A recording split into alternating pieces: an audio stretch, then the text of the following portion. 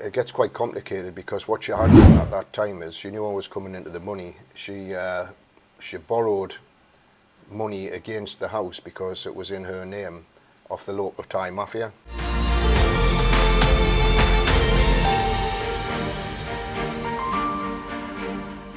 Hi everyone, welcome back to Macam and Thai. This is a new feature for 2023. It's Expat Chats. Our first guest is John Harvey. He's from South Shields in England and he's been coming here for many years. It seems like forever. The first question I asked John was, how long have you been coming to Thailand? I've been coming here from 2000, just after the turn of the century. We came here in March 2000, me and my best mate Mickey Ray. Wow. Yeah, it's a long time ago, 22 years ago. You'll have been getting a lot more money for your pound then, a lot more baht for your pound then. Indeed we were. It was around about 74 baht to the pound when we first arrived here.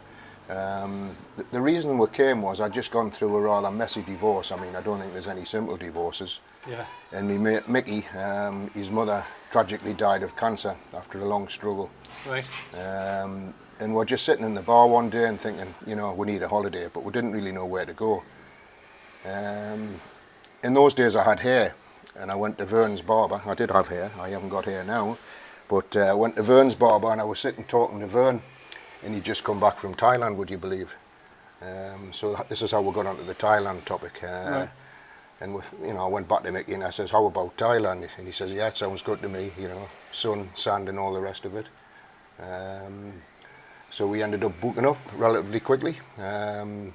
Good old Vern gave us some pointers. He produced a list of phrases which might be handy for, like when we got here, would you believe, give us a little sheet with things like Sawadee Kap for hello, Sabai Di Mai, how are you, what was it, Cherai Kap, what's your name, what else do you, important ones, Pom Lakoon, I love you. I was saying that relentlessly over the 4 weeks I was there. Yeah, I can imagine. And another Very one, important, that one. yeah, Taurai Kap. How much is it? It's another one I used quite a lot over the first 4 weeks. But anyway, we got our flights through Emirates. No, it wasn't through Emirates. Emirates came later on. We went with China Airways then via Amsterdam. Got our flights. It was a bit of a package, and we had 3 nights in Bangkok when we first got there. Right, okay. Didn't know what to expect at all. We got a taxi from the airport, which was pre-arranged, took us to the hotel, showered, and then got ready to go out for our first night in Thailand. Did you stay near Nana Plaza? Yes, but we didn't know that at the time. Right. Funnily enough, Okay. we're very close. We're within 100 metres of Nana Plaza. I think it was the Amari, the hotel, but very close to Nana Plaza. But we didn't know that. So we gets out there and would have these ideas about what Thailand was like, and we saw this tuk-tuk and we says, take it to a bar full of girls, will you? So this tuk-tuk driver, he must have been driving an hour, and eventually we arrived at some bar which was way out away from the hotel. And we gets in there, all I can remember is that there was, must have been 50 girls all dressed in green. I had no idea what to do with these girls, so we just sat there drinking basically, and then they put a karaoke on, and me and Mickey ended up singing karaoke songs. No surprise. Singing karaoke songs, and we left the bar and the girls, totally oblivious to what was expected. And that was my first night in Bangkok. I can remember that, and I can remember the second day. We got up, I was jet lagged, feeling terrible, hungover. And I had a little walk outside, and I came across Nana Plaza, would you believe, which was just around the corner to the hotel. And I noticed all these massage places, and I thought, oh, that sounds good, you know, I'm really tired here. I thought, we'll pop in and have a massage, you know. So in I went. I seen there was a price thing outside. I can't remember how much it was. It wasn't much, maybe 150 baht or something like that at the time. So I thought I'll lie down and have a massage. And it's, you know, the idea was good then, and I lay down. And the woman said to us, take your underwear off. I mean, I'd never had a massage like this before, you know, so there I was, totally buff naked, and it was a full body massage, wasn't it? And the price wasn't 150, there was additional costs apparently, which I had to pay when I left. So those were the first couple of days in Bangkok, and that's all I can remember about Bangkok really. Next day, we're off to Pattaya, taxi to Pattaya. Vern, the hairdresser, said to go to Soi 2 because he'd been to a place called the Sabai Lodge. So we headed for Soy 2, and the taxi dumped me in the middle of Soy 2, and there was Sabai Lodge Hotel, and I remember the room I was in was room 512. You might think that a bit strange remembering that after all these years, 22 years ago. But on a night time, me and Mickey, when we got into the swing of things, used to stand on Soy 2, which was heavily laden with bars at the time. It was a big bar area, and we used to sing Boom Boom Boom, take me to my room, Sabai Lodge 512, and I think his was 509, so it stuck with us over the years. You know, and we spent a lot of time on Soy 2. It was a very popular soy at the time, like I say. We used to drink in a Thai bar, which was situated opposite another bar, which was called the Zebra Bar, which some American con man had. He conned one of my mates out of money, actually, as well. His name was Drew Noy, I think his name was. And he had a black and white zebra, as you can imagine, being a Zebra bar, outside his bar. So me and Mickey were bought a plaster cast zebra, and we painted it red and white, because we're Sunderland supporters, you know. And all the customers that came in, we used to put their names on. And we used to have all the custom on Soy 2, and Drew used to sit in his bar across the road, absolutely hating this. And he hated us. One day Mickey went across to his bar because they were arguing, and ended up rolling around the floor fighting. But I don't know, Drew got his comeuppance in the end. He ended up in jail out in Thailand here. He's pretty well connected. He conned a lot of people out of money, but he did get put away in the end. So that was us initially on Soy 2. So you did 4 weeks your first time here. Yeah. As many other people do, and as I did, I think as soon as you get back, you probably would have booked up to come back again. I did. Well, I returned, but my mate Mickey didn't. My mate Mickey was still out there. We had booked for 4 weeks. I went home, and within the first week, I'd booked up again for a return visit in 3 months' time, which was the earliest I could get out here, work permitting. Mickey, he stayed here for 4 years. Which is quite an extension to his initial 4-week holiday. That's unbelievable. Yeah, he was left some money, and I think he stayed out here as long as his money would last, to be fair. Right. And he says to this day he's never regretted it. During the period of time he was out here, he met his now and his current wife. They've been together over 20 years. So it was a fruitful time for him. He had a couple of experiences along the way, as we all do. I remember one in particular. I don't know if he wants us to quote this, but we'll tell you anyway. Early on, he was seeing a girl called Nim. Now, Nim was a cashier at the Bodega bar. Our English wasn't very good. Mickey used to go back and see her quite regularly, and eventually Nim moved in. She moved in with Mickey, and they would sit all cuddled up on a night time. Mickey would teach her English, and everything was hunky-dory. One weekend, Nim says, "Look, I'm off to Bangkok to see my family or friends." I can't remember which one it was. But away she went Friday. Got to Monday. Mickey's looking, where's Nim? Nim wasn't back, was she? Nim didn't come back on Monday. Tuesday, still no Nim. Got to Wednesday. Now Mickey's starting to get a little bit worried. I thought, well, has something happened to Nim? You know, could have been anything. So Nim, you know, he pops down to the Bodega bar. Speaks to the girls in the Bodega bar. "Hey, where's Nim gone?" "Oh, Nim married man from Germany." So Nim upped and left, and went to live in Germany.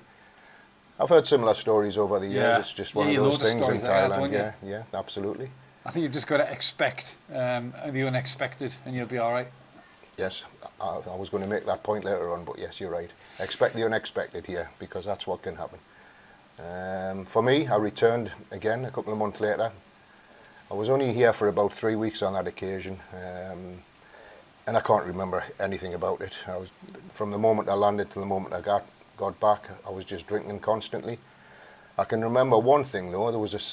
We used to drink quite regular, as I say, on Soy 2, and there was a bar there, Classroom 2, and had a big sign above it saying "Man is King." And I think at that particular time, man truly was king. You were getting 70 odd baht to the pound. Everything was about half the price that it is now.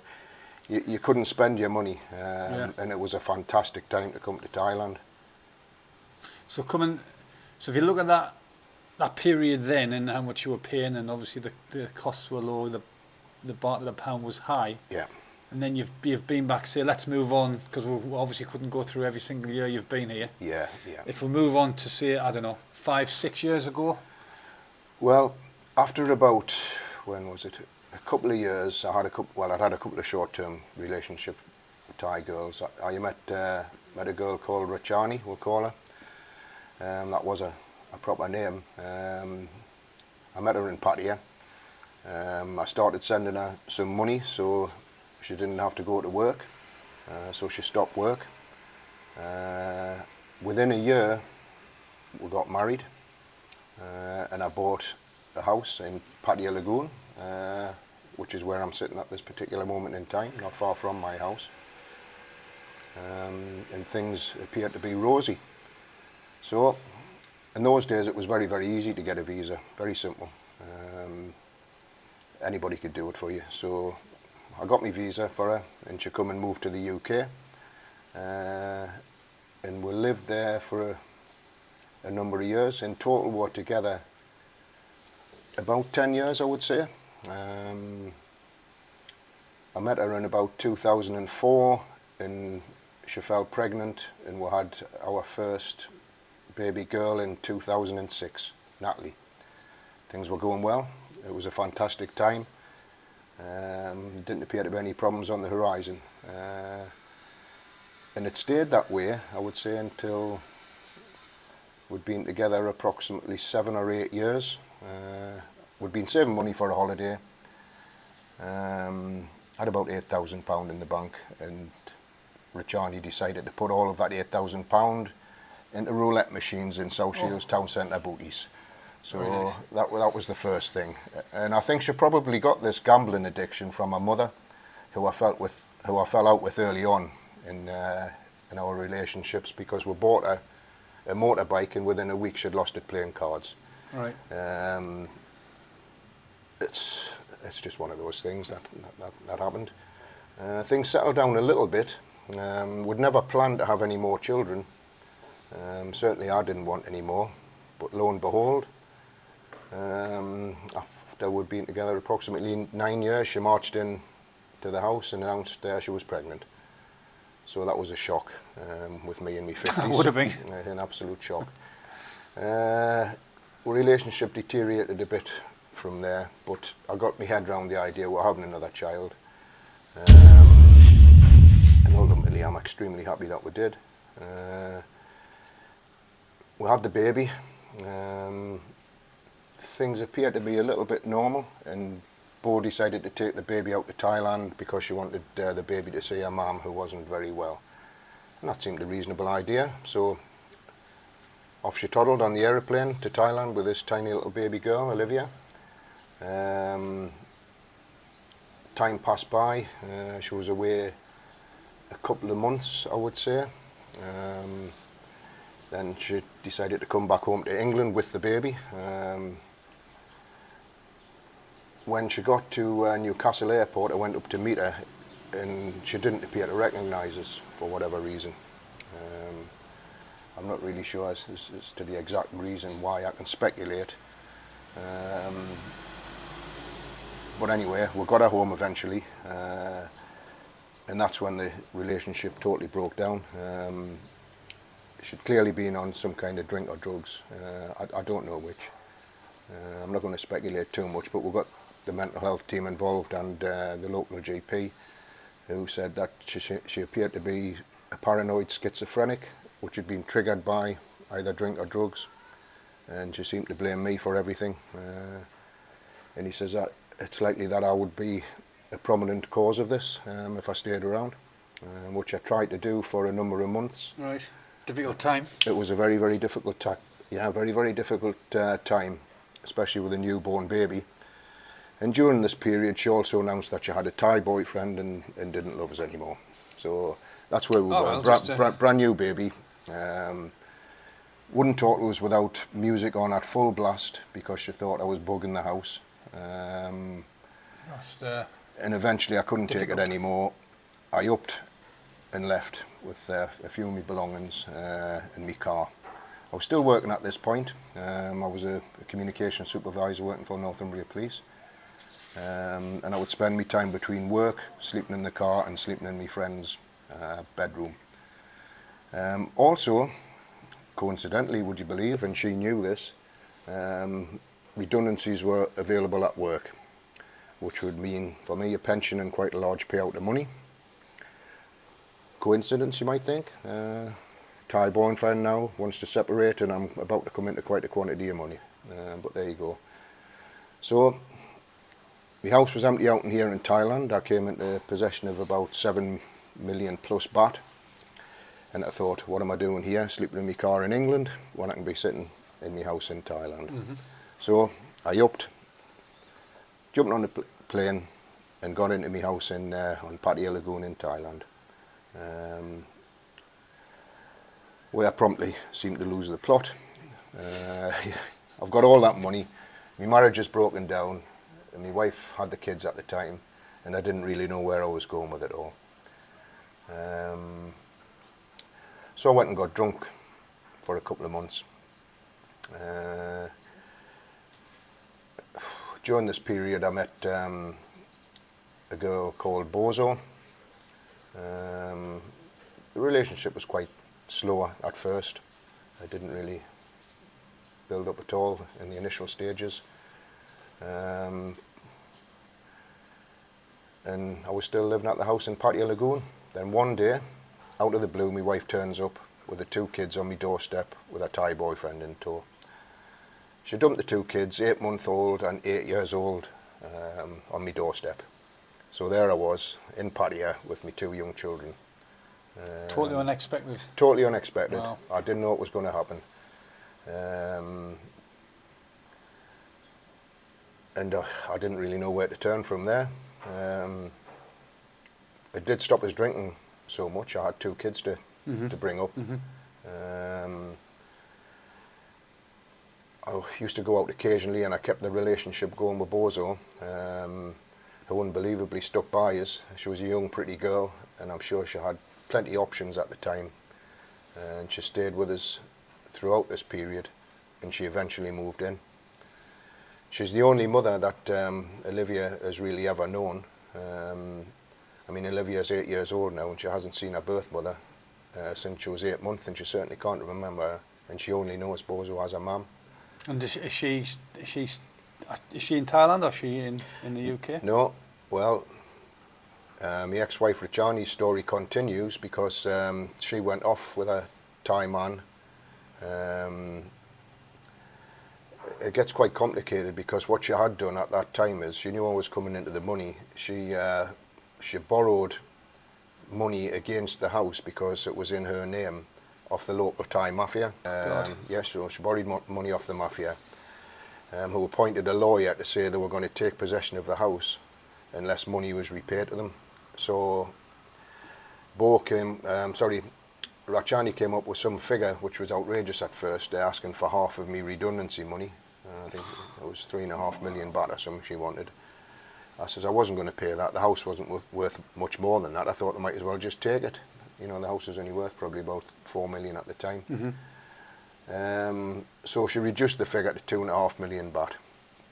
So I had a good think about it, the house being worth 4 million, or pay her 2.5 million. So that's what I did. I paid 2.5 million baht to her as a payoff, in order to sign the divorce documents, which she did. We went down the Ampere at Banglamung and signed the divorce papers. And then I had the house transferred into a company name. I used 888 Lawyers, a little plug for them, because they were absolutely excellent for both the divorce and the transfer of the property. Superb. And the house has been in a company name ever since. Rachani went off with a Thai boyfriend, and they had another baby, would you believe? And she promptly left him with the baby in the village and went to live in London, where I believe she is to this day and time. So she's living in the UK. She's living in the UK. But she's never seen her little girl since she's never seen the little girl. She's never had any inclination to see her. She's seen the older one on 1 or 2 occasions, and it's always ended in tears. They clearly don't get on. It's probably, from your point of view, better anyway. I would have thought. Absolutely, I'm quite happy for her to be out of the picture completely. I mean, our plans now. I mean, I've been with Bozo now for seven and a half years. She's been living in the UK for the last 2 years and things have been going exceptionally well. But the plan is for her to return here after a visa expires in September, and she'll be bringing Olivia here. And my intention is to get legal guardianship for her, for Olivia. It makes things simpler when she's out here. So that I'll get the ball rolling on that one when I get back to England. The older one, she goes to college now. She's studying to be a nurse. So she's happy in the UK. Yeah, she's got a long-term boyfriend. Initially, she wanted to come back out here with me, but now I'll probably spend my time between here and the UK until the older daughter Natalie's old enough. She's settled at university in a couple of years' time, and then I'll sell up the house in the UK. My mortgage is up soon, and I'll move here permanently. Well, you're in a pretty good situation to do that, aren't you? Because you've got your house obviously in the UK. Yeah. And you've got your house here. Yeah, I've got the 2 houses. I hope to use the money wisely this time, as opposed to spend it all on alcohol like I did the first time. When I sell the house in the UK, I hope to invest it in property. But we'll see how that goes. Well, you say you spend it all on the alcohol, but it was better than wasting it, wasn't it? Absolutely, as George Best would say. I know where he come from with that one.